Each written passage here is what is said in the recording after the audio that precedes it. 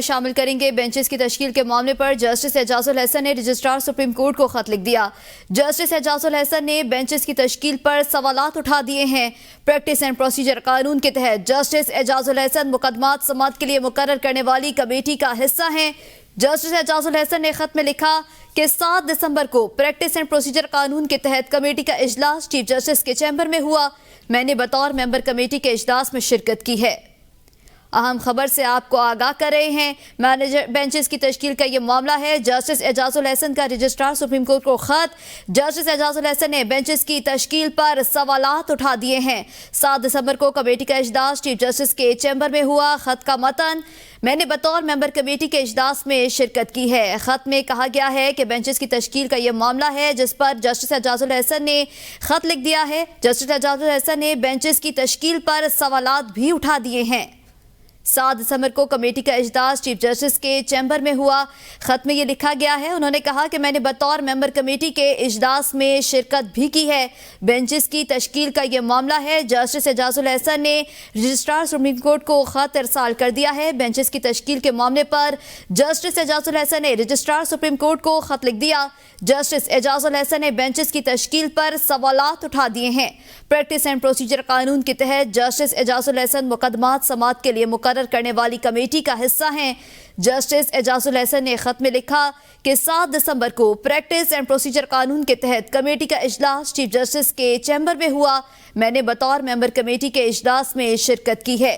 Justice اعجاز الحسن نے benches کی تشکیل کے حوالے سے اعتراضات اٹھا دیے ہیں۔ انہوں نے خط بھی ارسال کر دیا ہے جس میں انہوں نے بتایا ہے کہ ان کو خدشات ہیں۔ 7 دسمبر کو کمیٹی کا اجلاس چیف جسٹس کے چیمبر میں ہوا۔ خط کے متن میں یہ کہا گیا ہے کہ میں نے بطور ممبر کمیٹی کے اجلاس میں شرکت بھی کی ہے۔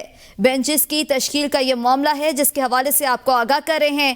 جسٹس اعجاز الحسن نے سوالات اٹھا دیے ہیں۔ مزید تفصیلات جان لیتے ہیں بشارت راجہ سے۔ جی بشارت، بتائیے گا، جسٹس اعجاز الحسن نے بینچز کی تشکیل پر سوالات اٹھا دیے۔ جی، بینچز کی تشکیل کے معاملے پر جسٹس اعجاز الحسن نے رجسٹرار سپریم کورٹ کو خط لکھ دیا اور خط میں انہوں نے اہم جو ہے اس کی تشکیل پر سوالات اٹھا دیے ہیں۔ انہوں نے خط میں لکھا ہے کہ پریکٹس اینڈ پروسیجر قانون کے تحت جسٹس اعجاز الحسن مقدمات سماعت کے لیے مقرر کرنے والی کمیٹی کا حصہ ہے۔ وہ 7 دسمبر کو پریکٹس اینڈ پروسیجر قانون کے تحت کمیٹی کا اجلاس چیف جسٹس کے چیمبر میں ہوا۔ میں نے بطور ممبر کمیٹی کے اجلاس میں شرکت کی۔ یہ جسٹس اعجاز الحسن نے اپنے خط میں انکشاف کیا اور یہ بھی انکشاف کیا کہ متعدد فون کال کے بعد مجھے کمیٹی کا ایجنڈا 2:30 بجے تک فراہم نہیں کیا گیا۔ کمیٹی کے ایجنڈا کے 3 نکات تھے۔ فہرست میں شامل مقدمات کو سماعت کے لیے مقرر کرنا، یہ ایجنڈے میں شامل تھا، اور یہ بھی فہرست میں شامل تھا کہ آئینی درخواستوں کی قابل سماعت ہونے سے متعلق کمیٹی کا حکم نامہ جو ہے وہ اس میں شامل کیا جائے گا۔ انہوں نے خط میں یہ بھی انکشاف کیا کہ مقدمات جلد سماعت کے لیے مقرر کرنے سے متعلق پالیسی کا تعین بھی کیا جائے گا۔ ایجنڈا آئٹم نمبر 1 کے تحت کمیٹی میں فیصلہ کیا گیا تھا کہ فوجی عدالتوں میں شہریوں کے ٹرائل پر 5 رکنی بینچ فیصلہ دے چکا ہے۔ کمیٹی میں فیصلہ ہوا تھا کہ فوجی عدالتوں کے قیام کے حوالے سے فیصلے کے خلاف اپیلیں 7 رکنی بینچ سنے گا۔ میں نے اجلاس میں واضح طور پر کہا تھا کہ پک اینڈ چوز کے تاثر کو ظاہر کرنے کے لیے سپریم کورٹ کے سینئر ججز پر مشتمل بینچ تشکیل دیا جائے گا، لیکن جب کاز لسٹ آئی تو اس میں جونیئر ججز تھے۔ انہوں نے جسٹس ظاہر نقوی کے حوالے سے بھی اپنے خط میں تفصیلات کا اظہار کیا ہے کہ اس میں بھی تھا کہ اس میں سپریم کورٹ کے چیف جسٹس قاضی فائز عیسیٰ اس بات سے متفق تھے کہ ان کے حوالے سے جو بینچ بنایا جائے گا وہ سینئر ججز پر مشتمل ہوگا، لیکن جب بینچ بڑھا تو وہ جونیئر ججز پر مشتمل تھا۔ جی بہت شکریہ بشارت راجہ۔ بشار راجہ ساتھ رہے گا۔ یہاں پر ناظرین کو بتاتے چلیں، جسٹس اعجاز الحسن نے بینچز کی تشکیل پر سوالات اٹھا دیے ہیں۔ 7 دسمبر کو کمیٹی کا اجلاس چیف جسٹس کے چیمبر میں ہوا۔ خط کے متن میں کہا گیا ہے کہ میں نے بطور ممبر کمیٹی کے اجلاس میں شرکت بھی کی۔ بینچز کی تشکیل کا یہ معاملہ ہے۔ جسٹس اعجاز الحسن کا رجسٹرار سپریم کورٹ کو خط لکھ دیا گیا۔ جسٹس اعجاز الحسن نے بینچز کی تشکیل پر سوالات اٹھا دیے ہیں۔ بشارت راجہ، آپ ہمارے ساتھ موجود ہیں، مزید بتائیے گا۔ انہوں نے خط کے متن میں یہ بھی کہا ہے کہ میں نے بطور ممبر کمیٹی کے اجلاس میں شرکت بھی کی ہے۔ جی، انہوں نے کہا کہ میں نے بطور ممبر کمیٹی کے اجلاس میں شرکت کی، لیکن شرکت سے پہلے میں متعدد مرتبہ کال کرتا رہا اور انہیں اس بات تک کہ مجھے جو ایجنڈا آئٹم ہے وہ فراہم کی جائے، لیکن 2:30 بجے تک مجھے ایجنڈا آئٹم فراہم نہیں کی گئی۔